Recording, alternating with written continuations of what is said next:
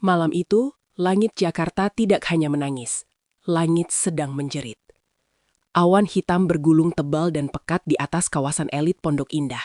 Seolah-olah alam semesta menolak menjadi saksi bisu atas kejahatan keji yang akan terjadi di sebuah rumah pilar 2 lantai yang berdiri angkuh di sana. Kilat menyambar berkali-kali, membelah kegelapan dengan cahaya putih yang menyilaukan, menerangi jendela-jendela lantai 2 yang tertutup rapat. Angin menderu kencang, menggoyangkan pepohonan palem impor di halaman depan hingga nyaris patah. Namun, suara guntur yang memekakan telinga itu masih kalah bising, kalah mengerikan, dibandingkan dengan suara hati seorang manusia yang patah berkeping-keping malam ini. Di dalam rumah mewah itu, kehangatan keluarga yang seharusnya ada telah berganti menjadi dinginnya neraka. Tiba-tiba, sebuah teriakan histeris memecah keheningan, mengalahkan suara hujan yang menghantam kaca jendela. Keluar! Keluar kau wanita ular! Lihatlah pria itu, Rio. Pria yang setahun lalu berlutut sambil menangis haru saat mengucapkan janji suci pernikahan, pria yang berjanji di hadapan Tuhan dan ribuan saksi akan menjadi pelindung bagi wanitanya. Malam ini, wajah tampannya telah lenyap, berganti menjadi topeng setan yang merah padam karena amarah. Urat-urat lehernya menonjol, matanya nyalang seakan ingin menelan hidup-hidup sosok rapuh di hadapannya. Di tangan kanannya, ia mencengkram gagang sebuah koper besar berwarna merah marun. Itu bukan sekedar koper biasa. Itu adalah koper yang mereka beli bersama 6 bulan lalu dengan penuh tawa dan harapan. Koper yang disiapkan khusus untuk menyambut kelahiran buah hati pertama mereka. Namun kini, di tangan Rio, koper itu tak ubahnya seperti bangkai sampah yang menjijikan. Dengan napas memburu dan dada yang naik turun tak beraturan, Rio mengangkat koper seberat 20 kg itu tinggi-tinggi, melewati pagar pembatas balkon lantai 2. Otot-otot tangannya menegang, seiring dengan hilangnya akal sehatnya. Ia tidak peduli lagi pada isinya. Ia tidak peduli pada kenangan yang tersimpan di dalamnya. Bawa anak haramu itu pergi dari rumah suci ini, teriaknya sekuat tenaga. Suaranya parau membelah badai. Dan, brak. Koper itu meluncur bebas, menghantam lantai marmer teras bawah dengan suara dentuman yang menyayat hati. Kuncinya jebol seketika karena benturan keras itu. Isinya, ya Tuhan, isinya berhamburan keluar, terseret air hujan yang menggenang. Baju-baju bayi mungil yang belum pernah dipakai, selimut rajut berwarna biru muda yang dijahit tangan oleh Maya selama berbulan-bulan dengan penuh cinta di sela-sela rasa mual hamil mudanya, botol susu yang sudah disterilkan dan ditata rapi. Semuanya terlempar, berserakan di atas lantai yang kotor dan basah. Sebuah bingkai foto pernikahan mereka yang terselip di saku luar koper ikut terlempar. Bingkai perak itu pecah, mendarat tepat di dalam lumpur taman. Wajah tersenyum mereka di dalam foto itu, wajah bahagia sepasang pengantin baru, kini terinjak-injak oleh derasnya hujan, perlahan tertutup oleh tanah yang kelam. Tega, sangat tega. Hati siapa yang tidak hancur melihat perlengkapan bayi yang suci itu diperlakukan seperti sampah busuk? Hati siapa yang tidak mendidih melihat harapan seorang ibu dihancurkan dalam sekejap mata? Tapi, saya minta Anda menahan air mata Anda sejenak. Tahan amarah yang mulai membakar dada Anda. Karena apa yang Anda dengar ini baru permulaan dari sebuah tragedi panjang. Maya, wanita hamil 8 bulan yang sedang diusir ini, bukan wanita sembarangan. Dan pria yang melempar koper itu, Rio, tidak sadar bahwa malam ini, di detik ini, dia baru saja melempar tiket surganya sendiri ke dalam api neraka yang paling dalam. Dia baru saja membangunkan harimau tidur yang akan mencabik-cabik hidupnya. Sebelum kita melihat bagaimana air mata Maya berubah menjadi tsunami yang akan menenggelamkan kesombongan suaminya dalam waktu 72 jam, saya minta Anda untuk menekan tombol subscribe sekarang juga. Ya, tekan tombol merah itu. Nyalakan lonceng notifikasinya. Jangan sampai Anda melewatkan 1 detik pun dari momen pembalasan nanti. Saat Rio akhirnya bersujud mencium kaki Maya yang penuh lumpur, memohon ampun hingga air matanya berubah menjadi darah. Dan saya ingin tahu, seberapa banyak orang baik yang masih memiliki nurani. Tulis di kolom komentar sekarang juga, hadir dari kota mana Anda mendengarkan kisah ini. Mari kita tunjukkan pada dunia. Dari kota mana saja doa orang terzolimi ini diaminkan. Biarkan komentar Anda menjadi saksi bisu dukungan kita untuk Maya. Sudah, tarik nafas panjang. Siapkan hati Anda. Mari kita masuk kembali ke dalam rumah neraka itu. Di ruang tamu yang dingin, di bawah sorotan lampu kristal gantung yang mewah, Maya tersungkur di lantai. Tubuhnya yang bengkak karena hamil tua gemetar hebat. Rasa sakit fisik akibat benturan lututnya dengan lantai marmer tidak sebanding dengan rasa nyeri yang meremas rahimnya. Kontraksi itu datang lagi, lebih kuat, lebih menyakitkan. Nafasnya tersengal-sengal, keringat dingin bercampur air mata membasahi wajahnya yang pucat pasi. Ia merangkak. Dengan sisa tenaga yang nyaris habis, ia menyeret tubuhnya mendekati kaki suaminya yang baru saja turun dari tangga.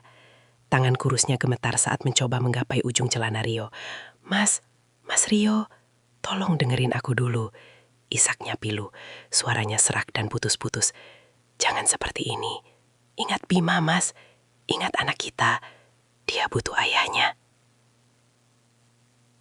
Namun Rio menepis tangan istrinya dengan gerakan kasar, menatapnya dengan tatapan dingin dan cicik, seolah Maya adalah kotoran yang menempel di sepatunya. Jangan sebut nama itu, bentaknya, suaranya menggelegar di ruangan itu. Bima adalah nama yang kupersiapkan untuk anakku, darah dagingku, penerus margaku, bukan anak haram hasil persinahanmu dengan laki-laki lain. Demi Allah, Mas, ini anak kamu, darah daging kamu. Maya menjerit putus asa. Rasa sakit di hatinya meledak. Aku nggak pernah sentuh laki-laki lain seumur hidupku selain kamu, Mas. Sumpah demi Al-Quran, Mas. Ya Allah, sakit. Perutku sakit sekali, Mas. Rasanya kencang sekali. Tolong, Mas, jangan buat anak kita menderita. Rio hanya tertawa sinis, sebuah tawa yang terdengar mengerikan. Sumpah, masih berani mulut kotormu itu membawa nama Tuhan di rumah ini. Belum sempat Maya menjawab, sebuah bayangan melintas cepat dari arah samping. Buh! Sebuah sepatu hak tinggi mendarat keras di bahu Maya yang ringkih. Tubuh hamil itu terjerembab ke samping. Refleks seorang ibu bekerja lebih cepat dari rasa sakitnya. Maya melingkarkan tubuhnya, menjadikan punggungnya sebagai tameng untuk melindungi perut besarnya dari benturan lantai marmer yang keras. Itu Bu Ratna, ibu mertua yang selama ini selalu tampil anggun dengan perhiasan emas berlebihan di arisan-arisan sosialita. Namun malam ini, topeng keanggunannya runtuh. Wajahnya yang penuh riasan tebal kini terlihat bengis, bibirnya menyeringai penuh kebencian. "Heh, perempuan kampung," caci Bu Ratna dengan suara cemprengnya yang angkuh dan menusuk telinga. "Jangan kotori lantai import Italia saya dengan air mata buayamu itu. Bangun kamu, dasar tidak tahu diri. Sudah untung dipungut anak saya, dikasih makan enak, dikasih rumah mewah, malah berkhianat." Bu Ratna membungkuk. Tangan tuanya yang dipenuhi cincin berlian menjambak rambut panjang Maya dengan kasar, memaksanya mendongak menatap wajah Rio. Rasa perih menjalar di kulit kepala Maya, tapi ia tak berdaya melawan. Bu Ratna merogoh saku daster sutranya, mengeluarkan gumpalan kertas yang sudah remuk, lalu menjejalkannya ke wajah menantunya itu. "Buka matamu lebar-lebar. Baca ini kalau kamu masih bisa baca. Hasil tes DNA keluar sore tadi dari laboratorium pusat. Baca." Rio merebut kertas itu dari tangan ibunya dan membacakannya tepat di depan wajah Maya dengan nada mengejek yang menyakitkan. "Probabilitas ayah kandung 0%. Dengar itu Maya, 0%. Golongan darah anak di perutmu itu B, aku O, kamu A. Secara medis mustahil anak ini anakku. Mustahil. Kau tidur dengan siapa, ha? Jawab. Kau tidur dengan tukang kebun atau supir taksi yang sering mangkal di depan? Jawab aku, pelacur." Air mata Maya mengalir semakin deras. Pandangannya kabur. "Itu palsu, Bu. Mas, demi Tuhan itu pasti ada kesalahan. Ayo kita tes ulang di rumah sakit lain, Mas. Aku berani. Aku berani tes sekarang juga. Mas, tolong percaya sama aku. Aku istrimu, Mas." Tiba-tiba, dari pojok ruangan yang remang-remang, terdengar suara halus namun berbisa. Siska, adik angkat Rio yang selama ini Maya anggap sebagai sahabat, berdiri di sana sambil bersedekap dada, tersenyum tipis. "Mas Rio, sudahlah Mas." Bujuk Siska dengan nada manis yang palsu, seperti ular yang mendesis pelan.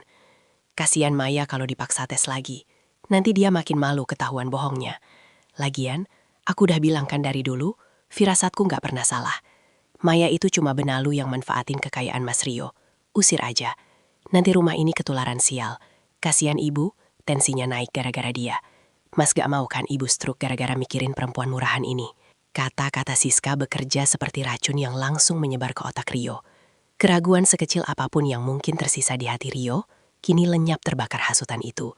Rio kembali dikuasai amarah yang membabi buta. Tanpa belas kasihan, ia mencengkram lengan kurus Maya. Kuku-kukunya menancap dalam ke kulit istrinya, meninggalkan bekas merah kebiruan. Ia menarik tubuh Maya berdiri paksa, lalu menyeretnya.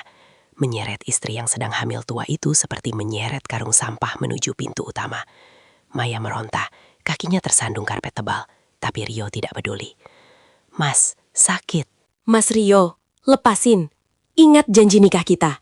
Kamu janji bakal jaga aku. Ingat, anak ini selalu nendang kalau dengar suara kamu pulang kerja, Mas. Dia kenal ayahnya. Dia kenal suaramu, Mas. Jangan buang kami. Anak itu sudah mati bagiku. Rio menendang pintu jati utama hingga terbuka lebar. Angin kencang bercampur air hujan langsung menampar wajah mereka berdua. Tanpa ragu sedetik pun, Rio mendorong tubuh istrinya sekuat tenaga ke arah kegelapan malam. Pergi ke rumah orang tua miskinmu itu. Jangan pernah kembali. Aku haramkan kakimu menginjak rumah ini lagi. Tubuh hamil itu terhuyung kehilangan keseimbangan. Dan gubrak. Lutut dan siku Maya menghantam paving blok halaman yang keras dan kasar. Kulitnya terkelupas seketika. Darah segar mengalir dari lututnya, bercampur dengan air hujan yang dingin dan kotor. Rasa sakit yang luar biasa menjalar ke seluruh tubuhnya. Pintu jati tebal di depannya dibanting keras. Blam! Suara kunci diputar 2 kali dari dalam. Klek! Klek! Rumah itu menjadi gelap gulita, menyisakan Maya sendirian, terbuang di tengah badai yang mengamuk. Tidak ada yang lebih dingin daripada perasaan dibuang oleh orang yang paling kita cintai. Malam itu, Maya merasakan dingin itu menusuk sampai ke tulang sumsumnya, membekukan aliran darahnya. Air hujan yang mengguyur tubuhnya tidak sebanding dengan air mata yang membanjiri jiwanya. Ia merasa separuh jiwanya telah mati malam ini.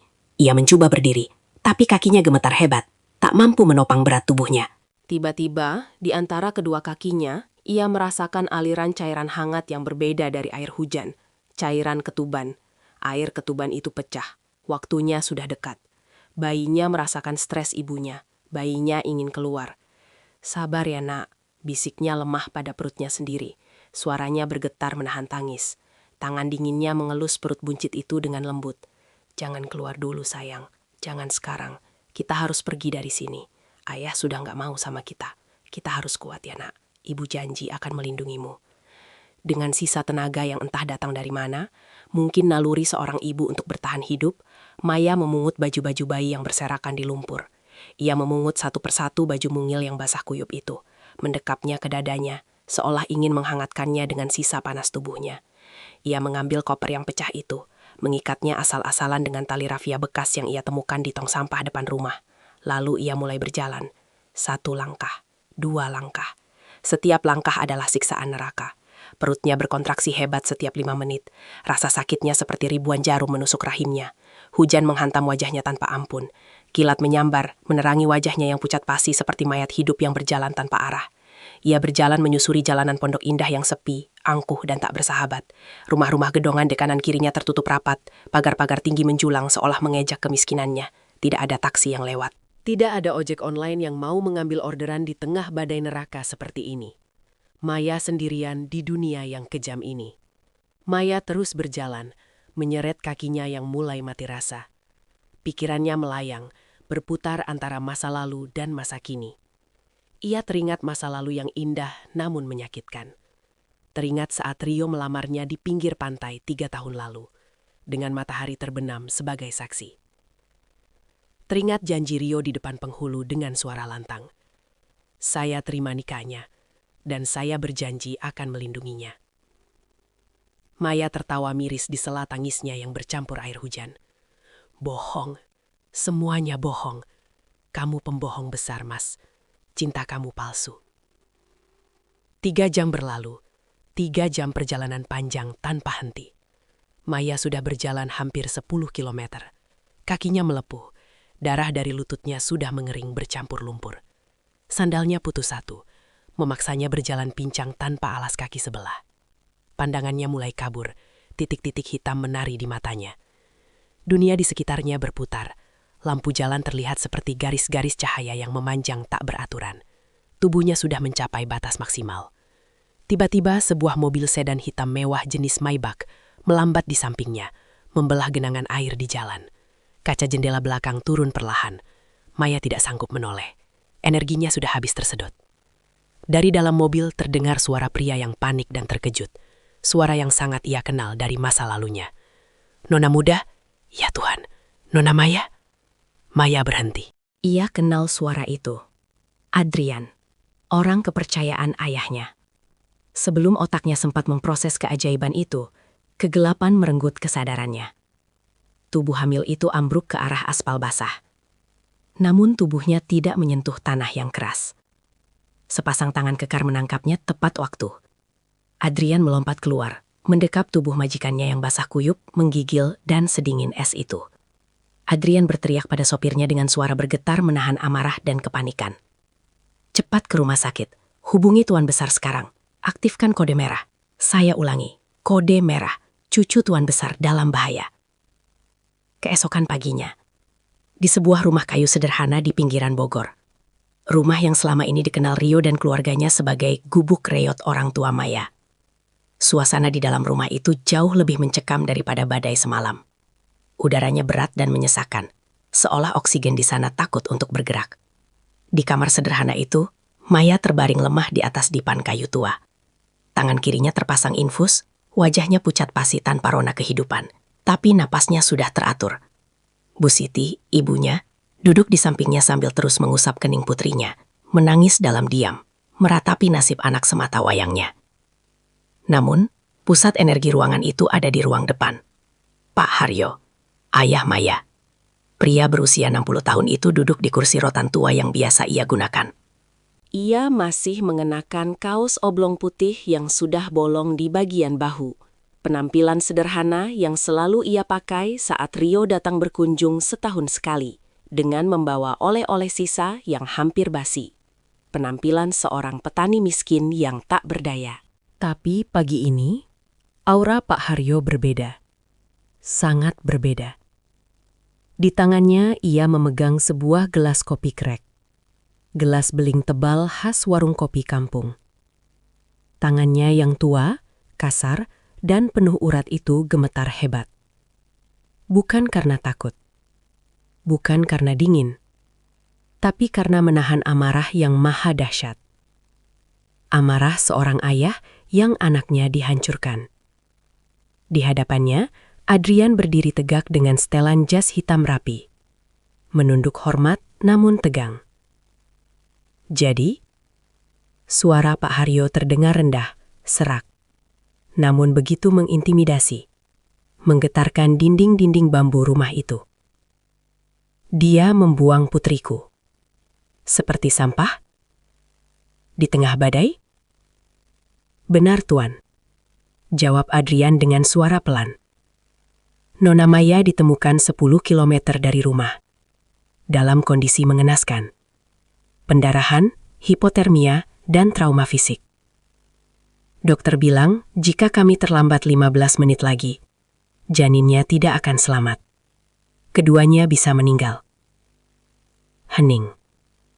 Keheningan yang mematikan menyelimuti ruangan itu. Detik jam dinding terdengar seperti bom waktu. Dan tiba-tiba, prak! Pak Haryo meremas gelas kopi krek yang tebal di tangannya hingga hancur berkeping-keping. Beling tajam menancap dalam di telapak tangannya. Kopi panas bercampur darah segar menetes deras ke lantai tanah, menciptakan genangan merah hitam yang mengerikan. Pak Haryo tidak berkedip. Ia tidak meringis sedikit pun. Rasa sakit di tangannya tidak ada artinya. Sama sekali tidak ada artinya. Dibandingkan rasa sakit di hatinya, membayangkan putrinya diseret di aspal jalanan. Rio? Gumamnya penuh dendam. Menyebut nama itu seperti menyebut nama iblis. Dulu aku menyamar jadi petani singkong miskin. Aku biarkan putriku hidup sederhana, naik angkot, makan di warteg, tidak pernah pamer kekayaan. Hanya untuk satu tujuan. Aku ingin tahu, apakah laki-laki itu tulus mencintai putriku tanpa melihat harta? Apakah dia bisa menjaga Intanku, meski dia pikir Intan itu hanyalah batu kali? Pak Haryo berdiri perlahan.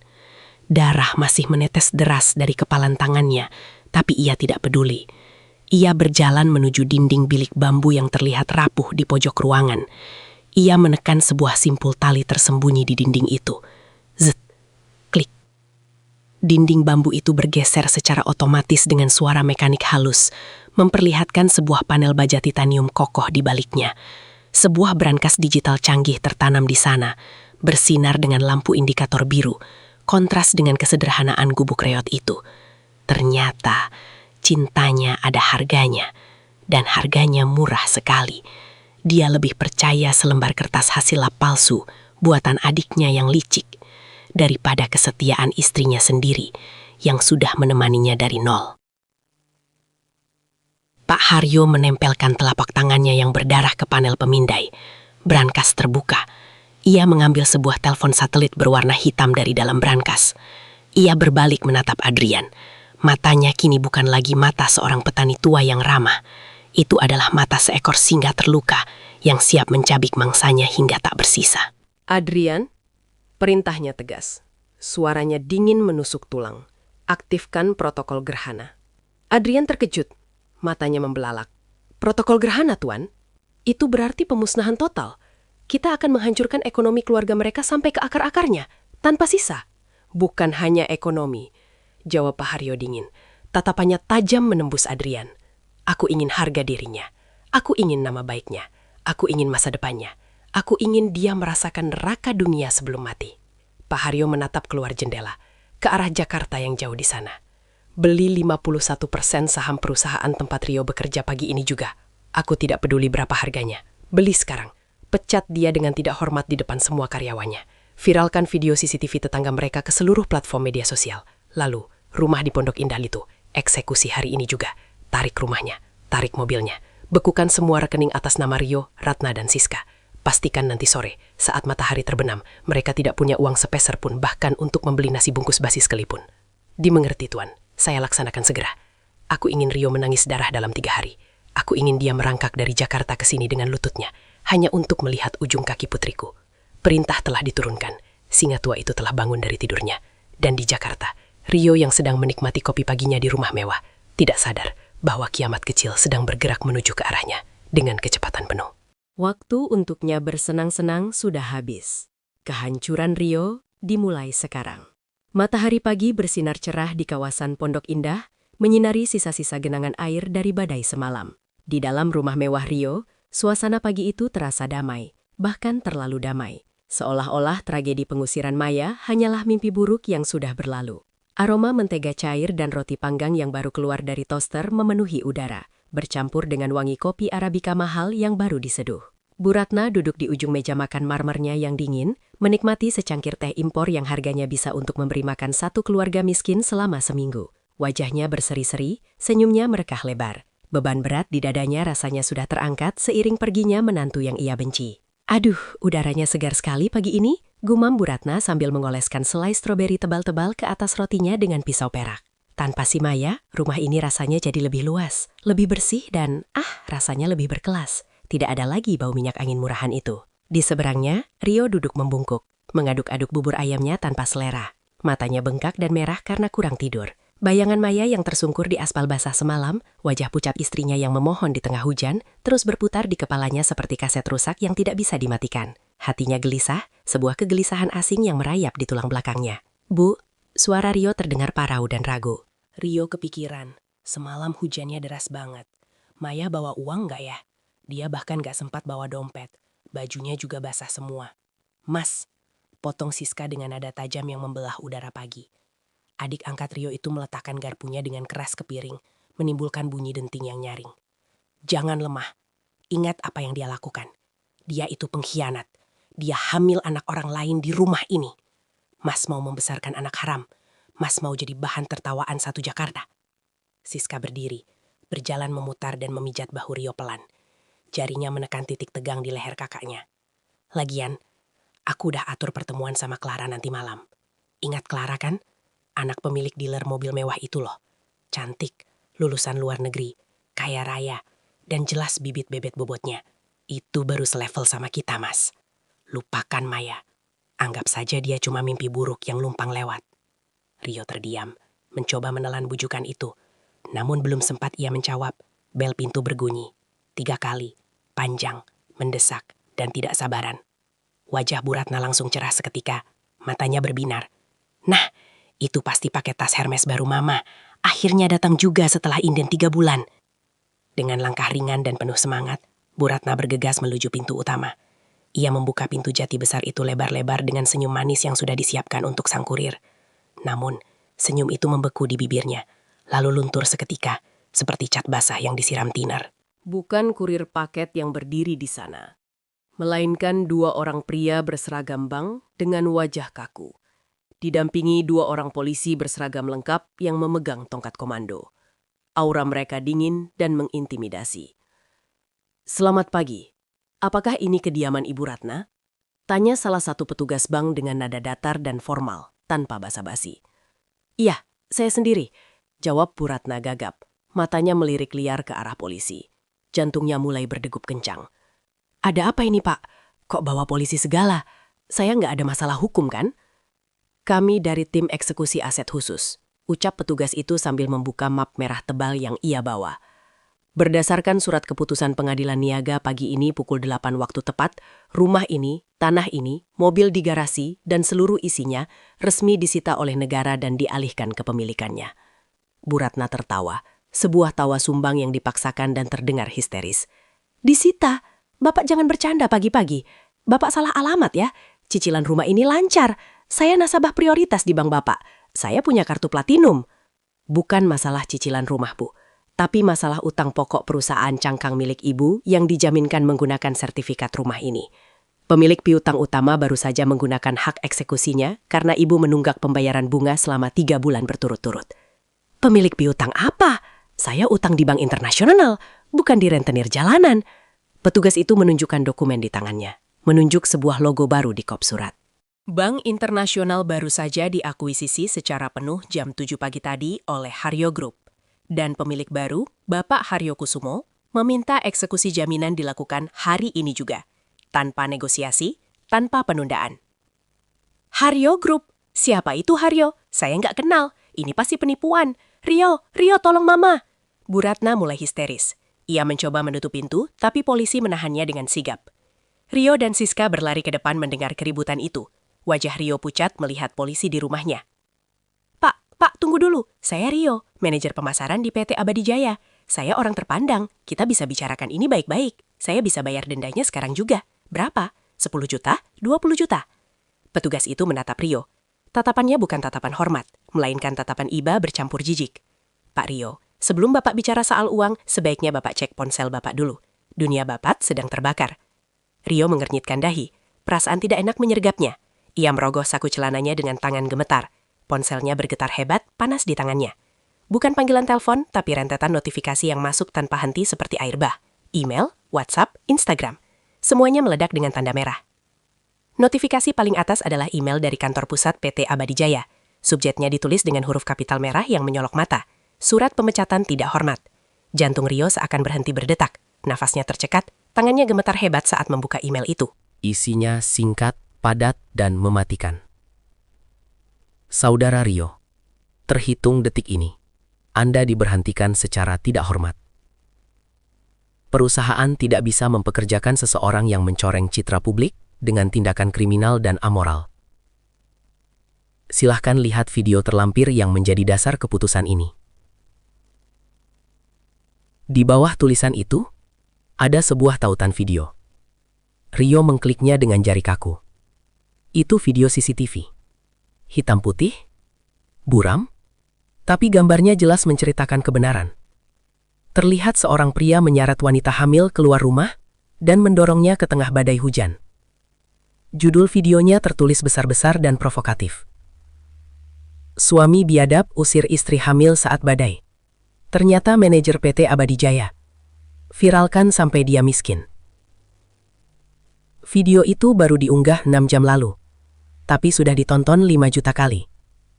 Kolom komentarnya penuh dengan sumpah serapah, ancaman, dan kutukan. Netizen sudah menemukan akun Instagram Rio, akun kantornya, bahkan menyebarkan alamat rumahnya di kolom komentar. "Pak," kata polisi itu tegas, membuyarkan lamunan Rio yang hancur lebur.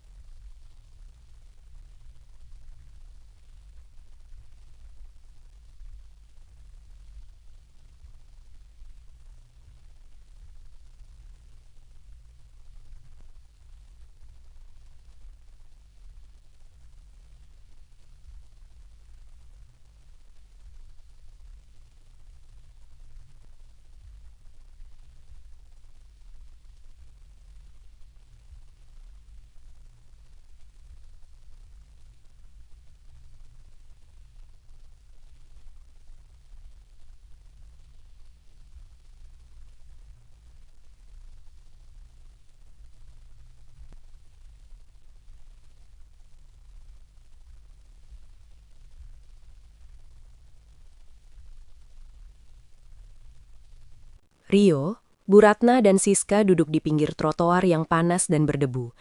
Hanya beberapa ratus meter dari gerbang kompleks perumahan elit yang baru saja menendang mereka keluar.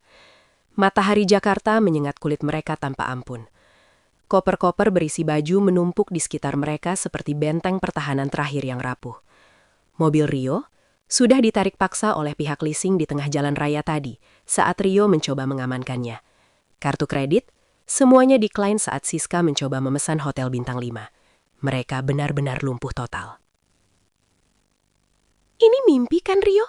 Ini pasti prank TV kan? Bu Ratna menangis meraung-laung di pinggir jalan, tidak peduli pada orang-orang yang lewat.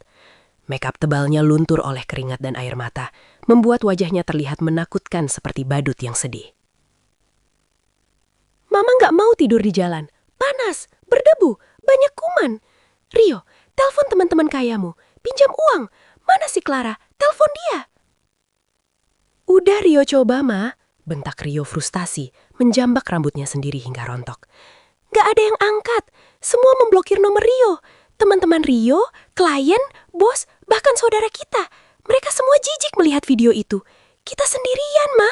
Kita dibuang. Siska diam saja di pojok, wajahnya pucat pasi. Dia sibuk menekan-nekan layar ponselnya dengan panik, mencoba mentransfer uang simpanan rahasianya ke rekening luar negeri.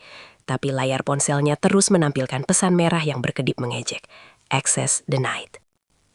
Rekening dibekukan oleh otoritas keuangan terkait kasus penggelapan. Rekening dibekukan oleh otoritas keuangan terkait kasus penggelapan. Siska, kamu kan punya tabungan? Seru Rio putus asa. Keluarkan uangmu. Nggak bisa diambil, Mas. Suara Siska bergetar. Bukan karena sedih, tapi karena marah. Rencananya berantakan total. Rekeningku ternyata nebeng di rekening utama Mama yang disita. Kita miskin, Mas. Kita benar-benar gembel sekarang. Uangku 0 rupiah. Di tengah kepanikan dan keputusasaan itu, mata Rio tertuju pada sebuah videotron raksasa di seberang jalan raya. Layar LED besar yang biasanya menampilkan iklan rokok atau kosmetik itu, kini menayangkan breaking news dari stasiun TV nasional. Headline beritanya tertulis besar dengan latar merah menyala. Konglomerat misterius, Haryo Kusumo, akhirnya muncul ke publik setelah membeli 5 perusahaan raksasa dalam 1 hari. Layar itu memperlihatkan cuplikan video eksklusif. Seorang pria tua turun dari helikopter pribadi yang mendarat di atap gedung pencakar langit. Pria itu memakai jas Armani hitam yang membalut tubuh tegapnya. Kacamata hitam menutupi matanya, dikawal oleh puluhan bodyguard berbadan tegap. Gayanya begitu berwibawa, begitu mengintimidasi, seolah dia adalah raja dunia. Tapi Rio kenal postur tubuh itu. Bu Ratna kenal bentuk rahang itu. Siska kenal cara jalan itu. Itu adalah wajah yang sering mereka lihat memakai kaos bolong saat mereka berkunjung ke Kampung Maya. Itu adalah wajah petani singkong yang sering Bu Ratna hina dengan sebutan besan kampung dan disuruh makan di lantai dapur. Mulut Bu Ratna mengangga lebar. Matanya nyaris keluar dari rongganya. Itu, bibirnya gemetar hebat. Suaranya tercekap di tenggorokan seolah tercekik. Itu bapaknya Maya. Itu Pak Haryo tukang singkong. Rio membelalakkan mata. Jantungnya seakan dipukul palu godam. Pria yang di layar TV itu, mertua yang kemarin dia hina, ternyata adalah orang yang baru saja membeli perusahaan tempatnya bekerja, orang yang baru saja menyita rumahnya, orang yang memegang kendali atas nasibnya. Tiba-tiba, ponsel Rio berdering. Suara deringnya terdengar nyaring dan menakutkan di tengah kebisingan jalan raya. Satu-satunya panggilan yang masuk hari ini. Nomor tidak dikenal. Kode area satelit. Dengan tangan gemetar hebat yang dibanjiri keringat dingin, Rio mengangkat telepon itu. Halo? Suara di seberang sana terdengar dingin, tenang, namun menusuk tulang. Itu suara Adrian. Tuan Rio, sapa Adrian datar, tanpa emosi. Bagaimana rasanya memandang langit dari pinggir trotoar? Indah, apakah aspal Jakarta terasa lebih panas daripada lantai marmer rumahmu? Adrian, bisik Rio, suaranya hilang. Apa maumu? Kalian sudah ambil semuanya? Belum semuanya. Tuan Haryo menitipkan pesan terakhir untukmu. Lanjut Adrian, nadanya berubah tajam. Jika kau ingin anakmu selamat, karena saat ini bayimu sedang kritis di ruang NICU dan butuh transfusi darah golongan Golden Blood yang langka. Datanglah ke rumah sakit Haryo Medica sekarang juga. Darah Rio berdesir hebat. Waktu seakan berhenti. Tapi ingat Tuan Rio, tambah Adrian dengan nada mengancam. Jangan datang sebagai manajer. Jangan datang sebagai orang kaya. Karena kau bukan siapa-siapa lagi. Kau hanya sampah. Datanglah merangkak jika perlu. Waktumu 30 menit sebelum anak itu mati kehabisan darah. Klik. Telepon ditutup. Rio menjatuhkan ponselnya ke aspal. Layarnya retak, sama seperti hatinya. Fakta itu menghantamnya lebih keras dari pukulan apapun. Bayinya butuh darah langka. Golongan darah Golden Blood atau RH0. Golongan darah yang sama persis dengannya. Salah satu golongan darah paling langka di dunia. Jika golongan darah mereka sama-sama langka, itu artinya tes DNA itu salah. Itu artinya anak itu benar-benar anaknya. Darah dagingnya. Rio, siapa yang telepon? Kita mau kemana? Tanya Bu Ratna panik, menarik-narik baju Rio. Rio menatap ibunya dengan tatapan kosong, lalu beralih menatap Siska yang menunduk ketakutan, menghindari tatapannya. Maya, bisik Rio. Air matanya menetes untuk pertama kalinya hari itu. Jatuh membasahi debu jalanan. Maya ternyata anak konglomerat. Dan anakku sedang sekarat karena ulahku sendiri. Tanpa memperdulikan teriakan ibunya, tanpa memperdulikan kopernya, Rio berdiri. Ia berlari. Ia meninggalkan semuanya. Ia berlari menembus panasnya aspal Jakarta. Ia tidak punya uang untuk naik ojek. Ia tidak punya mobil. Ia hanya punya 2 kaki dan rasa penyesalan yang membakar paru-parunya. Kehancuran Rio sudah sempurna, tapi penderitaannya baru saja dimulai. Rio berlari. Kemeja mahalnya basah kuyup oleh keringat, menempel di punggungnya seperti kulit kedua yang menyesakan. Sepatu kulit brandednya menghentak aspal panas Jakarta yang membara di bawah matahari pukul 2 siang. Setiap langkah adalah siksaan.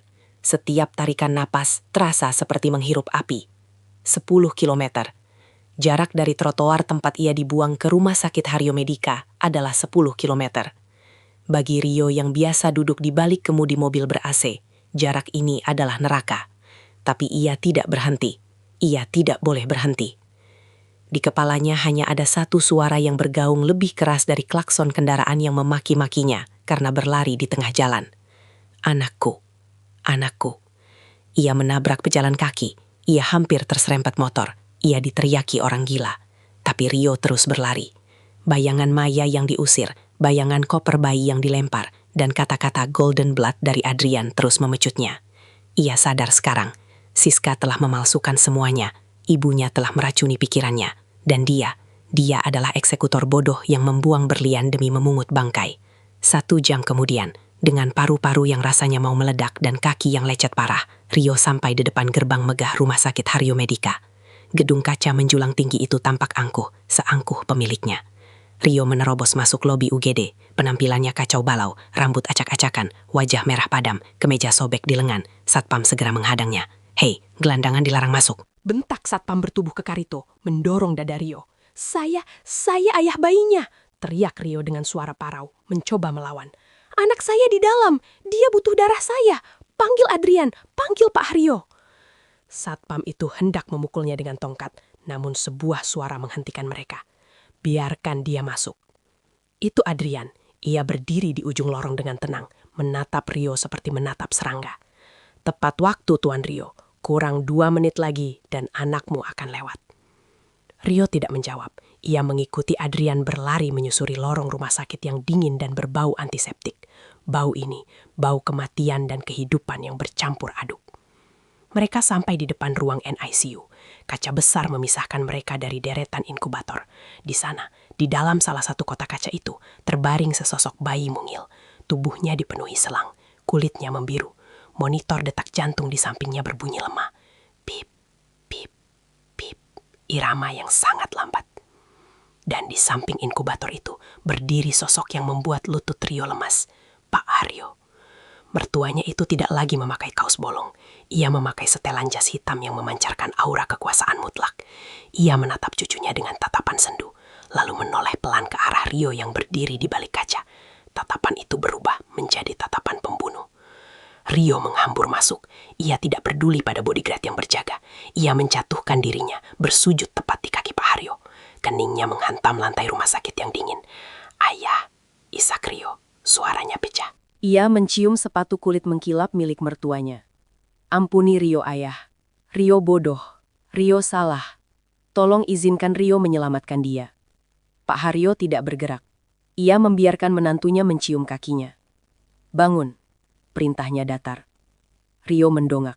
Wajahnya basah oleh air mata dan keringat. Ayah, itu anak Rio kan? Itu darah daging Rio kan? Siska bohong soal tes DNA itu kan? Tentu saja dia bohong, jawab Pak Haryo dingin. Darahmu dan darah cucuku memiliki kelainan genetik yang sama. RH0, darah emas. Hanya ada kurang dari 50 orang di dunia yang memilikinya. Siska tidak cukup pintar untuk memalsukan detail medis selangka ini. Pak Haryo menunjuk ke arah bayi yang sekarat itu. Dia butuh darahmu sekarang. Bukan karena aku butuh uangmu atau statusmu. Hartaku bisa membeli satu negara ini. Tapi hartaku tidak bisa membeli darah yang mengalir di nadimu. Ironis bukan? Tuhan memaksaku membutuhkan sampah sepertimu untuk menyelamatkan malaikat kecil ini. Ambil ya, ambil semuanya. Rio menyodorkan lengannya. Ambil darah Rio sebanyak-banyaknya. Ambil nyawa Rio sekalian kalau perlu. Pak Haryo memberi kode pada dokter. Lakukan, kuras darahnya sampai batas aman. Selamatkan cucuku. Proses transfusi itu menyakitkan secara fisik dan batin. Rio berbaring di ranjang sebelah inkubator anaknya. Ia melihat darah merah pekat mengalir dari selang di lengannya, masuk ke tubuh mungil yang tak berdaya itu. Seiring darah itu masuk, warna kulit bayinya perlahan memerah. Detak jantung di monitor mulai stabil. Bip, bip, bip. Iramanya semakin kuat. Rio menangis tanpa suara. Itu anaknya, itu Bimanya. Anak yang ia sumpahi mati kemarin malam, kini hidup berkat darahnya. 1 jam berlalu, transfusi selesai. Bayi itu selamat melewati masa kritis. Rio merasa lemas, kepalanya pening karena kehilangan banyak darah, tapi hatinya lega. Ia mencoba bangun. Ingin menyentuh tangan mungil anaknya. Berhenti. Suara Pak Haryo menggelegar. 2 orang bodyguard bertubuh besar langsung menahan bahu Rio, memaksanya tetap di tempat. Ayah, saya cuma mau pegang. Kau tidak punya hak. Potong Pak Haryo tajam. Transaksi kita sudah selesai. Kau memberikan darahmu, dan aku membiarkanmu hidup hari ini. Itu bayarannya. Tapi saya ayahnya. Ayah macam apa yang mengusir istrinya ke tengah badai? Bentak Pak Haryo. Suaranya menggema di seluruh ruangan NICU, membuat para perawat terdiam ketakutan. Pak Haryo mendekatkan wajahnya ke wajah Rio. Matanya menyala dengan api kebencian yang murni. Kau tahu Maya ada di mana sekarang? Dia di ruang ICU. Koma. Pendarahan hebat. Dia hampir mati karena hipotermia yang kau sebabkan. Dan kau berani minta hak untuk memegang anaknya? Rio terdiam. Lidahnya keluh. Rasa bersalah menghantamnya seperti truk. Maya koma. Dengar baik-baik Rio. Bisik Pak Haryo. Darahmu sudah kami beli. Tapi hakmu sebagai ayah dan suami sudah kau buang bersama koper itu kemarin malam. Kau bukan siapa-siapa lagi bagi keluarga ini. Pak Haryo berdiri tegak, merapikan jasnya. Seret dia keluar. Buang dia ke jalanan tempat dia berasal. Tunggu, ayah, izinkan saya melihat Maya. Sekali saja, saya mohon. Rio meronta saat diseret 2 bodyguard. Jangan pernah panggil aku ayah lagi, ucap Pak Haryo tanpa menoleh.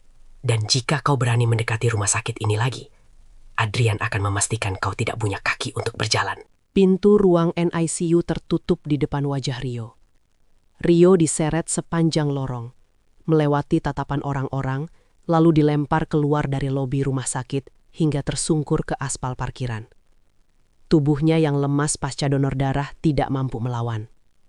Ia terbaring di aspal, menatap langit sore yang mulai jingga. Ia sendirian, benar-benar sendirian. Tidak ada istri, tidak ada anak, tidak ada harta, tidak ada ibu, tidak ada harga diri. Rio meringkuk seperti janin, dan untuk pertama kalinya dalam hidupnya, ia meraung. Ia menangis dengan suara yang begitu pilu, hingga membuat orang-orang yang lewat bergigit ngeri. Ia menangis bukan karena miskin. Ia menangis karena ia sadar. Ia baru saja kehilangan hal paling berharga di dunia, yang tidak bisa dibeli dengan uang manapun. Keluarga. Dan di kejauhan, di balik jendela kaca rumah sakit, Adrian menatapnya dengan wajah datar, lalu menutup tirai. hukuman untuk Rio baru saja memasuki babak pertama. 1 bulan kemudian, jika ada yang bertanya di mana letak neraka dunia, Rio kini tahu jawabannya. Neraka itu bukan api yang menyala-nyala, melainkan sebuah kontrakan petak berukuran 3 kali 3 meter di pinggiran Kali Ciliwung yang keruh dan berbau busuk. Di sanalah Rio kini tinggal. Tidak ada lagi lantai marmer dingin yang memanjakan kaki. Tidak ada lagi kasur king size dengan spray sutra. Yang ada hanyalah lantai tanah yang dilapisi karpet plastik sobek dan kasur busa tipis yang sudah kempes dimakan usia. Atap seng di atas kepala mereka bocor di 5 titik, membiarkan air hujan masuk setiap kali langit menangis, seolah mengejek nasib Rio yang kini tidak punya tempat bernaung yang layak. Rio duduk di pojok ruangan, menghitung lembaran uang ribuan yang lusuh dan berbau pasar. Tangan halusnya yang dulu hanya memegang pena dan setir mobil mewah, kini kasar, kapalan, dan penuh luka gores. Kukunya hitam oleh daki yang sulit hilang. Setiap pagi buta, saat orang-orang kaya masih terlelap dalam selimut tebal, Rio sudah harus bangun. Ia bekerja sebagai kuli panggul di pasar induk, memikul karung beras seberat 50 kg di punggungnya yang sering encok. Upahnya Rp50.000 sehari. Uang yang dulu ia habiskan hanya untuk sekali parkir valet di mall, kini harus cukup untuk makan 3 orang dan membeli obat ibunya. Ya, ibunya, Bu Ratna. Di atas kasur tipis itu, Bu Ratna terbaring tak berdaya. Stroke ringan menyerangnya tepat di malam mereka diusir dari kontrakan pertama karena tidak bisa bayar. Mulutnya miring ke kiri, bicaranya pelo dan sulit dimengerti. Keangkuhannya telah direnggut paksa oleh takdir. "Rio," racau Bu Ratna dengan suara serak. Matanya menatap langit-langit yang penuh sarang laba-laba. "Rio, AC-nya nyalain. Mama berah. Panggil pembantu, suruh bikin jus jeruk." Rio menatap ibunya dengan tatapan nanar. Hatinya perih. Ibunya masih terjebak dalam halusinasi masa lalu, menolak menerima kenyataan bahwa mereka kini hidup di bawah garis kemiskinan. "Ma, kita nggak punya AC," bisik Rio sambil mengipas-ngipas tubuh ibunya dengan potongan kardus bekas. "Ini jus jeruknya, Ma." Rio menyodorkan air putih hangat di gelas plastik. Bu Ratna meminumnya, lalu meludah. "Pahit, ini bukan jus. Kamu mau racuni Mama ya? Dasar anak durhaka." Rio hanya bisa menelan ludah, menahan air mata yang mendesak keluar. Ia lelah, sangat lelah. Tapi ia tahu ini hukumannya. Namun musuh terbesar Rio ternyata bukan kemiskinan, bukan juga penyakit ibunya. Musuh terbesarnya tidur di balik selimut di pojok ruangan yang lain. Siska. Adik angkat yang dulu ia bela mati-matian, kini berubah menjadi parasit yang nyata. Siska tidak mau bekerja. Ia jijik menginjak pasar yang becek. Ia menghabiskan hari-harinya dengan mengeluh, memaki Rio yang pulang membawa sedikit uang, dan terus menyalahkan keadaan. Malam itu hujan turun deras lagi. Suara rintik hujan di atap seng terdengar bising, menyamarkan suara langkah kaki di dalam kamar sempit itu. Rio pulang dengan tubuh basah kuyup dan menggigil. Ia membawa bungkusan nasi rames, hadiah dari mandor pasar karena ia mau lembur mengangkut sayur busuk. Ia tersenyum tipis, membayangkan bisa makan enak malam ini bersama ibu dan adiknya. "Siska, Ma, Rio pulang bawa lauk ayam," panggil Rio saat membuka pintu triplek yang reot. Hening, hanya suara dengkuran halus Bu Ratna yang terdengar. Lampu ruangan mati. Rio meraba saklar, menyalakan lampu bohlam 5 watt yang remang-remang. Matanya terbelalak. Lemari plastik tempat Siska menyimpan bajunya terbuka lebar. Kosong, melompong. Tidak ada sehelai benang pun yang tersisa. Jantung Rio berdegup kencang. Ia berlari ke arah bantal tempat ia menyembunyikan kaleng bekas biskuit. Tabungan rahasianya. Uang receh hasil keringat darahnya selama sebulan. Uang yang rencananya akan ia pakai untuk membeli kursi roda bekas buat ibunya. Rio membuka kaleng itu. Kosong. Kakinya lemas. Ia jatuh terduduk di lantai tanah. Uang itu, uang yang ia kumpulkan dengan mematahkan tulang punggungnya setiap hari. Lenyap. Di atas meja kayu yang rapuh, tergeletak secari kertas sobekan bungkus rokok. Ada tulisan tangan Siska di sana, ditulis dengan spidol merah. Rio membacanya dengan tangan gemetar. "Mas Rio sayang, maaf ya, aku nggak didesain buat hidup gembel kayak gini. Bau badan Mas bikin aku mual. Bau rumah ini bikin aku mau muntah. Aku ambil uang tabungan Mas buat ongkos keluar kota. Aku mau cari om-om kaya yang baru. Oh ya, sekalian aku mau jujur satu hal, biar Mas nggak penasaran. Dulu, aku yang edit foto perselingkuhan Maya. Aku juga yang bayar orang lab buat palsuin tes DNA itu. Kenapa? Karena aku benci lihat kalian bahagia. Aku benci lihat Maya jadi nyonya, sementara aku cuma anak pungut. Sekarang, rasain sendiri akibat kebodohan Mas yang lebih percaya sama aku daripada istri sendiri. Bye Mas, jangan cari aku. Arga! Rio meraung. Teriakan keputusasaan yang begitu memilukan hingga menembus suara hujan deras di luar. Ia meremas kertas itu hingga hancur. Ia memukul-mukul dadanya sendiri yang terasa sesak, seolah ingin merobek jantungnya keluar. Bodoh, bodoh, bodoh. Ia telah membuang berlian demi memungut kotoran. Ia telah mengusir istri yang tulus mencintainya, istri yang mengandung darah dagingnya, hanya demi membela ular berbisa yang kini meninggalkannya membusuk di selokan. Bu Ratna terbangun karena teriakan Rio. Rio, kenapa berisik? Mama mau tidur. Rio menatap ibunya dengan air mata bercucuran. Ia merangkak mendekati ibunya, memeluk kaki wanita tua yang lumpuh itu. Kita hancur, Ma. Kita hancur karena kebodohan kita sendiri. Siska pergi. Siska maling uang kita. Malam itu, di gubuk reyot pinggir kali, Rio menangis semalaman suntuk. Tangis penyesalan yang terlambat. Namun, di tengah air matanya, sebuah tekad baru mulai tumbuh. Ia tidak boleh mati di sini. Ia harus menebus dosanya. Bukan untuk kembali pada Maya. Ia tahu ia tak pantas. Tapi untuk membuktikan pada anaknya, pada Bima, bahwa ayahnya bukan sekadar sampah. 6 bulan berlalu. Gedung pencakar langit Haryo Group berdiri megah di pusat Jakarta, menantang langit dengan kaca-kaca birunya yang berkilauan. Di dalamnya, ribuan karyawan berdasi sibuk mengejar ambisi. Namun, di antara mereka, ada satu sosok yang berusaha tidak terlihat. Seorang pria kurus dengan seragam cleaning service berwarna biru muda yang sedikit kebesaran. Wajahnya tertutup masker medis, topinya ditarik rendah menutupi mata. Ia berjalan pincang, akibat beban berat yang terlalu lama ia panggul di pasar.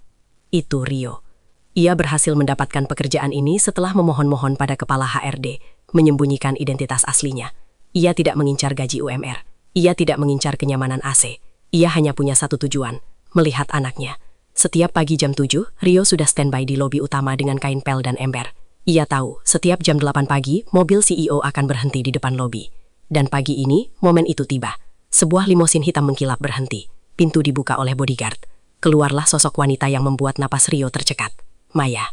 Maya tampak berbeda. Sangat berbeda dengan wanita hamil lusuh yang ia usir malam itu. Kini, Maya mengenakan blazer putih yang membalut tubuh rampingnya dengan elegan. Rambutnya ditata rapi, wajahnya memancarkan aura ketegasan dan wibawa. Ia bukan lagi Maya si ibu rumah tangga yang penurut. Ia adalah Maya Putri Haryo, CEO Haryo Group yang disegani. Dan di gendongannya, ada seorang bayi montok berusia 6 bulan yang sedang tertawa lebar sambil memainkan kancing baju ibunya. Bima. Rio yang sedang memeras kain pel di pojok lobi mematung. Matanya berkaca-kaca di balik masker. Tangannya gemetar hebat hingga gagang pel itu bergetar. Bima. Bisik Rio tanpa suara. Suaranya tercekat di tenggorokan. Anak ayah, kamu sudah besar. Ingin rasanya Rio berlari, memeluk kaki Maya dan menggendong bayi itu. Ingin rasanya ia berteriak, "Ini ayah, nak." Tapi ia sadar diri. Ia melihat bayangannya sendiri di lantai marmer yang baru saja ia pel. Bayangan seorang pecundang berbaju OB. Ia tidak pantas menyentuh mereka. Maya berjalan melewati lobi dengan langkah pasti. Suara hak sepatunya beradu dengan lantai marmer. Tak, tak, tak. Saat Maya melintas tepat di depan Rio, Rio menunduk dalam-dalam, pura-pura sibuk menggosok noda di lantai. Ia menahan napas. Takut bau keringatnya tercium oleh wangi parfum Maya yang mahal. Tapi, Maya berhenti. Jantung Rio seakan meledak. Apakah Maya mengenalinya? Maya menoleh sedikit ke arah bodyguard-nya, Adrian, yang berjalan di sampingnya. Mata Maya sempat melirik ke arah petugas kebersihan yang menunduk itu. Tatapannya datar, dingin, tak terbaca. Lantainya masih agak licin, ucap Maya datar. Bilang ke petugasnya, hati-hati, jangan sampai ada yang terpeleset, apalagi anak saya. Baik Bu, jawab Adrian sambil melirik Rio dengan tatapan penuh arti. Maya kembali berjalan menuju lift khusus direksi. Pintu lift tertutup, membawa pergi dunia Rio ke lantai paling atas yang tak tersentuh. Rio ambruk. Lututnya lemas. Ia bersimpuh di lantai lobi, masih memegang kain pel kotor itu. Air matanya menetes, jatuh bercampur dengan air sabun di lantai. Maya tahu. Maya pasti tahu itu dia. Tapi Maya tidak mengusirnya. Maya juga tidak menyapanya. Maya menganggapnya tidak ada. Dan bagi Rio, itu adalah hukuman yang lebih menyakitkan daripada dimaki-maki. Terima kasih, Mai, bisik Rio pada lantai dingin itu. Terima kasih sudah membiarkan aku melihatnya walau sedetik. Hari demi hari berlalu. Rio menjalani hukumannya dengan ikhlas. Ia rela menjadi bayangan. Ia rela menjadi debu di bawah kaki istrinya, asalkan ia bisa memastikan anak dan istrinya aman. Namun, keamanan itu ternyata semu. Bahaya sedang mengintai dari kegelapan masa lalu. Siang itu, matahari Jakarta sedang terik-teriknya. Parkiran basement gedung Haryo Group tampak sepi. Hanya ada deretan mobil mewah yang terparkir rapi. Rio sedang mengangkut kantong sampah besar ke tempat pembuangan di sudut basement. Keringat bercucuran di pelipisnya. Tiba-tiba, ia melihat sesuatu yang mencurigakan. Sebuah mobil van hitam tua dengan kaca film gelap parkir tidak jauh dari slot parkir khusus CEO. Mesinnya menyala halus. Plat nomornya tertutup lumpur, seolah sengaja disamarkan. Insting Rio sebagai mantan orang jahat, atau setidaknya orang yang pernah hidup dengan orang jahat seperti Siska, berbunyi nyaring. Ada yang tidak beres. Pintu lift terbuka. Maya keluar sambil mendorong stroller Bima. Ia sendirian. Adrian sedang menerima telepon di dekat lift, tertinggal beberapa langkah di belakang. Tiba-tiba, pintu van hitam itu terbuka kasar. Dua orang pria bertopeng keluar dengan cepat.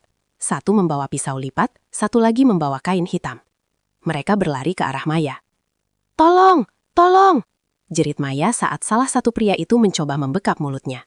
Pria yang satu lagi dengan kasar menyambar Bima dari dalam stroller. "Bima!" teriak Maya histeris, mencoba melawan meski pisau sudah di depan wajahnya. Adrian menoleh kaget, berlari sambil mencabut pistolnya. Tapi jaraknya terlalu jauh. Para penculik itu berhasil membawa Bima masuk ke dalam van. Pintu van dibanting, mesin menderu kencang.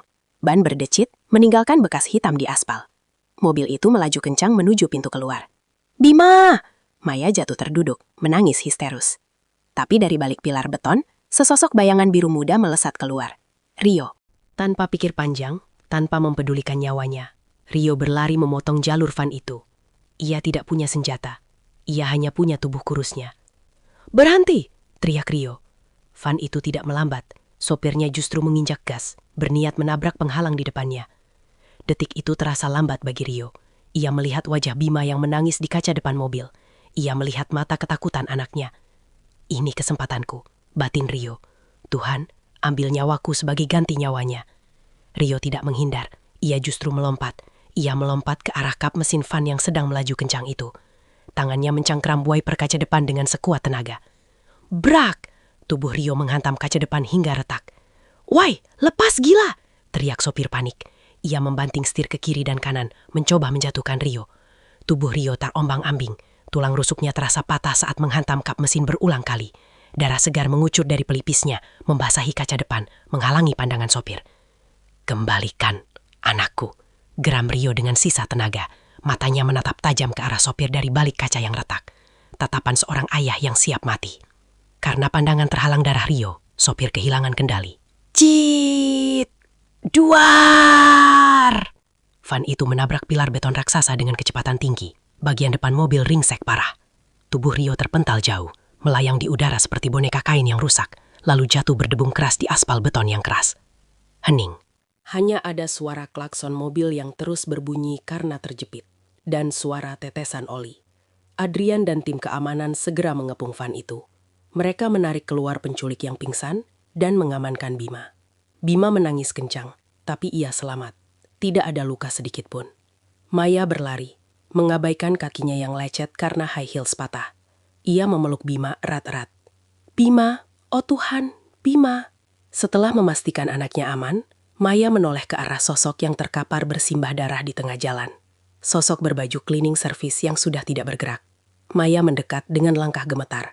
Masker Rio sudah terlepas. Wajah itu, wajah yang penuh darah dan luka itu, adalah wajah yang sangat ia kenal.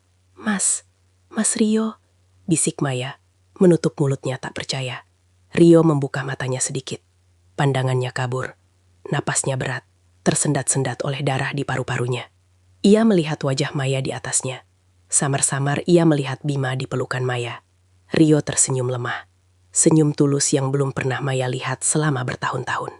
Bima nggak apa-apa, Mai," bisik Rio. Suaranya hampir tak terdengar. Maya mengangguk. Air matanya jatuh menetes ke wajah Rio. "Bima selamat, Mas. Bima selamat karena kamu." "Syukurlah." Rio memejamkan matanya. Air mata mengalir dari sudut matanya, bercampur darah. "Dosaku lunas, Mai." Kepala Rio terkulai lemas. Tangannya yang kasar jatuh ke aspal. Mas Rio, bangun Mas. Panggil ambulans, cepat!" Teriak Maya histeris, mengguncang tubuh mantan suaminya yang mulai dingin. Ruang VVIP Rumah Sakit Haryo Medica sunyi senyap. Bunyi monitor detak jantung menjadi satu-satunya penanda kehidupan. 2 minggu Rio terbaring koma. Tulang punggungnya cedera parah. Kakinya yang dulu lincah melangkah, kini divonis cacat permanen. Ginjalnya rusak 1 akibat benturan keras. Saat Rio membuka mata untuk pertama kalinya, cahaya putih menyilaukan pandangannya. Ia pikir ia sudah mati, tapi rasa sakit di sekujur tubuhnya menyadarkan dia bahwa ia masih di dunia. "Sudah bangun, pahlawan kesiangan." Suara berat itu terdengar dari sofa di sudut ruangan. "Pak Haryo." Rio mencoba bangun, tapi tubuhnya kaku. "Pak Haryo, jangan banyak bergerak. Tulang rusukmu baru disambung," kata Pak Haryo datar, sambil melipat koran yang dibacanya. "Kau bodoh, sangat bodoh.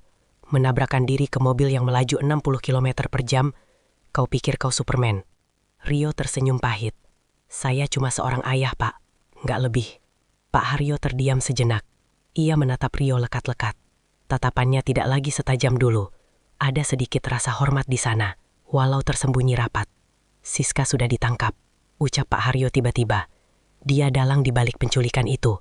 Dia butuh uang karena terlilit utang judi. Sekarang dia akan membusuk di penjara seumur hidup. Tidak ada pengampunan untuknya." Rio mengangguk pelan. Dia pantas mendapatkannya. "Dan kau?" Pak Haryo berdiri, berjalan mendekati ranjang. "Kau menyelamatkan pewaris tunggal Haryo Group. Nyawa dibayar nyawa. Utang darahmu lunas. Biaya rumah sakit ini, biaya pengobatan ibumu sampai sembuh. Semua aku yang tanggung." "Terima kasih, Pak." Tapi ingat, suara Pak Haryo kembali tegas. "Ini bukan tiket emas untuk kembali rujuk dengan putriku." Luka di hati Maya terlalu dalam. Kaca yang pecah bisa direkatkan, tapi retakannya akan tetap terlihat selamanya. "Saya tahu diri, Pak," jawab Rio tulus. "Setelah ini, saya akan pergi. Saya akan bawa ibu pulang ke kampung halaman bapak saya di Jawa Tengah. Saya mau bertani. Saya mau hidup tenang, jauh dari Jakarta." Pak Haryo mengangguk pelan. "Pilihan bagus. Hiduplah sebagai manusia yang berguna di sana." Pintu kamar terbuka pelan. Maya masuk. Matanya sembab. Pak Haryo menepuk bahu Maya pelan, lalu keluar ruangan, memberi mereka privasi. Hening sejenak. Maya berdiri di samping ranjang, menatap Rio yang penuh perban. "Kenapa, Mas?" tanya Maya pelan. "Kenapa kamu lakuin itu? Kamu bisa mati." "Karena aku ayahnya, Mai," jawab Rio sambil menatap mata Maya dalam-dalam. "Seorang ayah tugasnya melindungi anaknya. Dulu, aku gagal melindungi kalian. Aku malah membuang kalian. Kemarin, Tuhan kasih aku kesempatan kedua buat nebus dosa itu. Aku nggak mau gagal lagi. Maya menghapus air matanya. Kamu berhasil, Mas. Kamu menyelamatkan dunia aku. Mai. Rio mengulurkan tangannya yang gemetar, tapi ragu untuk menyentuh tangan Maya. Maafin aku. Maafin semua dosa aku. Aku pamit ya. Jaga Bima. Ceritakan ke dia kalau ayahnya bukan orang jahat, cuma orang bodoh yang terlambat sadar. Maya menggenggam tangan Rio erat. Aku sudah maafin kamu, Mas. Luka itu sudah sembuh. Dan Bima, dia akan tahu kalau ayahnya adalah pahlawan yang menyelamatkan nyawanya. 2 tahun kemudian, angin sore berhembus sejuk di sebuah desa kecil di kaki Gunung Berbabu, Jawa Tengah. Ladang jagung menggonding bergoyang pelan ditiup angin, menciptakan suara gemerisik yang menenangkan jiwa. Di tengah ladang itu, seorang pria dengan kaki pincang sedang mencangkul tanah. Keringat membasahi kaos oblongnya yang lusuh tapi bersih. Kulitnya kini hitam terbakar matahari, tapi wajahnya terlihat jauh lebih damai daripada saat ia duduk di kursi direktur di Jakarta. Itu Rio. Ia berhenti sejenak, menyeka keringat dengan punggung tangannya, lalu menatap ke arah gubuk kecil di pinggir ladang. Di sana, ibunya, duduk si roda sambil tersenyum melihat ayam-ayam yang sedang makan. Ibunya sudah bisa bicara lagi, walau terbata-bata. Kesombongan wanita itu sudah lenyap, digantikan dengan rasa syukur karena masih diberi napas. Tiba-tiba, sebuah mobil SUV hitam berhenti di jalan setapak pinggir ladang. Mobil mewah yang sangat kontras dengan pemandangan desa. Jantung Rio berdegup kencang. Ia tahu mobil itu. Pintu mobil terbuka. Seorang wanita anggun turun, menggandeng anak laki-laki berusia hampir 3 tahun yang aktif dan tampan. Maya dan Bima. Rio menjatuhkan cangkulnya. Ia terpaku di tempat. Bima kecil melihat Rio, lalu menunjuk dengan jari mungilnya. "Mama, ada Om Petani." Maya tersenyum lembut, lalu berbisik pada Bima. "Itu bukan cuma Om Petani, sayang. Ayo, salim sama Om itu." Bima berlari kecil dengan langkah-langkah lucunya mendekati Rio. Rio berlutut di tanah, tidak peduli celananya kotor. Tangannya gemetar saat menyambut tangan mungil anaknya. Bima mencium tangan Rio yang kasar dan kotor oleh tanah. "Halo Om." Air mata Rio tumpah. Ia mengusap kepala anaknya dengan lembut, merasakan rambut halus yang sama persis dengan rambutnya. "Halo, jagoan." Suaranya serak menahan tangis bahagia. Maya berjalan mendekat. Tidak ada pelukan romantis. Tidak ada drama. Hanya tatapan mata yang penuh rasa hormat dan perdamaian. "Apa kabar, Mas?" tanya Maya. "Baik, Mai. Sangat baik," jawab Rio sambil tersenyum lebar. Senyum paling tulus yang pernah ia miliki. "Terima kasih sudah datang. Terima kasih sudah mengizinkan aku melihatnya. Dia berhak tahu akarnya, Mas," ucap Maya. "Jaga diri kamu baik-baik di sini. Kami pamit." Rio mengangguk. Ia melihat Maya dan Bima kembali ke mobil. Bima melambaikan tangan dari jendela kaca. "Dadah Om Petani." Rio melambaikan tangan balik sampai mobil itu hilang di tikungan jalan berdebu. Ia sendirian lagi di tengah ladang jagung. Tapi ia tidak merasa kesepian. Ia tidak punya harta. Ia cacat. Dan ia hidup pas-pasan. Tapi saat angin gunung menerpa wajahnya, Rio memejamkan mata dan menghirup napas panjang. Ia sadar satu hal, kekayaan terbesar bukanlah saldo di rekening atau jabatan di kartu nama. Kekayaan terbesar adalah kedamaian hati dan kesempatan untuk dimaafkan. Dan hari ini, Rio adalah orang paling kaya di dunia. Bagaimana perasaan Anda mendengar akhir kisah Rio dan Maya? Apakah Anda merasa Rio pantas dimaafkan? Atau haruskah dia menderita lebih lama lagi? Kisah ini mengajarkan kita bahwa penyesalan selalu datang terlambat. Tapi pintu maaf Tuhan tidak pernah tertutup bagi mereka yang mau berusaha menebusnya. Jika kisah ini menyentuh hati Anda, tolong berikan dukungan kecil dengan menekan tombol subscribe di bawah ini. Satu klik dari Anda sangat berarti, agar kami bisa terus menghadirkan cerita-cerita kehidupan yang menggetarkan jiwa. Jangan lupa juga untuk share video ini ke teman, pasangan, atau keluarga Anda. Siapa tahu, ada pesan di dalam cerita ini yang bisa menyelamatkan hubungan seseorang di luar sana. Terima kasih sudah mendengarkan sampai akhir. Sampai jumpa di kisah selanjutnya.